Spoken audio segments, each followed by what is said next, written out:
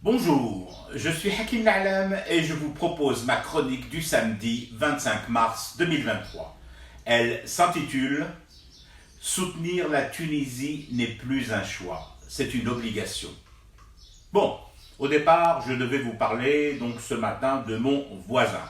La veille du Ramadan, il déposait discretos sa poubelle devant chez moi, comme pratiquement tous les soirs, protégeant la sienne de porte des souillures. Le lendemain, je le rappelle donc, premier jour du carême, je le découvre habillé d'un qamis immaculée conception et me gratifiant d'un sonore Sahar Ramadan, Jar el Hadib. Je reviendrai demain sur cette métamorphose digne des studios Marvel. Aujourd'hui, il y a urgence. Et quand il y a urgence, je mets sur pause mes pitreries pour entrer dans le lard et dans le chou de ceux qui veulent réduire mon pays en cendres. La DZI vient d'annoncer son soutien total à la Tunisie, par la bouche de Gigi, interviewé par la chaîne Al Jazeera. Pourquoi cette réaffirmation d'un invariant de la part de l'Algérie et du président de la République? Parce que juste avant, le chef de la diplomatie européenne, le Josep Borrell, le même qui était venu chez nous l'autre jour traîner ses guêtres et nous ordonner presque de renouer avec l'Espagne sous peine de sanctions terribles, eh bien ce Josep Borrell s'est prononcé aussi ces dernières heures sur l'avenir de la Tunisie avec des mots terribles. L'ancien chef de la diplomatie espagnole a déclaré « La Tunisie risque l'effondrement ». Voilà l'urgence. Sauf à être aveugle, voir parfaitement mais se déclarer en cécité totale, ou carrément voir ailleurs et s'y flotter. Le puzzle est en train de se mettre en place. Le choix réaffirmé par Tebboune d'un soutien total de la DZI à la Tunisie n'en est plus vraiment un de choix. Je le dis et le redis au cas où les déclarés aveugles seraient aussi rongés par une surdité subite.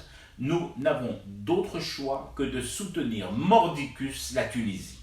À l'ouest, le marchepied marocain est utilisé par Israël pour affaiblir notre pays et aggraver au max ce point de fixation. Mais ça ne suffit pas, ça ne suffit plus aux chevaliers de l'Apocalypse assis autour de la table de Sion et de son conseil de guerre permanente. D'abord et avant tout parce que sur cette zone ouest, notre pays a déjà, et depuis belle lurette, un dispositif fort, rodé et huilé à la riposte. Bien relire ou tout simplement lire l'avertissement sans frais lancé l'autre jour par Chengriha au Maroc. À la vérité, lorsque Chengriha balance son brûlot, son missile, ce n'est pas sur le marchepied marocain qu'il le tire, mais sur les Rangers sionistes qui s'essuient comme leur caca dessus régulièrement. Donc, fatalement, Tel Aviv doit ouvrir un front ailleurs, ou à l'est, pardi. Il faut fragiliser la Tunisie, même si par moments elle y réussit très bien toute seule. Mais la voilà donc l'urgence sonnée ces dernières heures par l'agent Borrell. Faire souffler le feu de Dieu, du Dieu des finances et de la crise, sur Tunis. But de cette opération double, étouffer la DZI. La placer de plus en plus rapidement dans la nasse, lui créer deux abcès de fixation pour le prix d'un, la coincer et la cerner de toutes parts, en attendant, bien évidemment, de réactiver le troisième front qui n'a pas vraiment été éteint, celui du Sahel et de la Libye. Alors vous l'aurez compris, mon voisin Immaculée Conception et les tribulations ramadanesques des poubelles baladeuses pourront toujours patienter jusqu'à demain. En attendant, je fume du thé et je reste éveillé. Le cauchemar continue.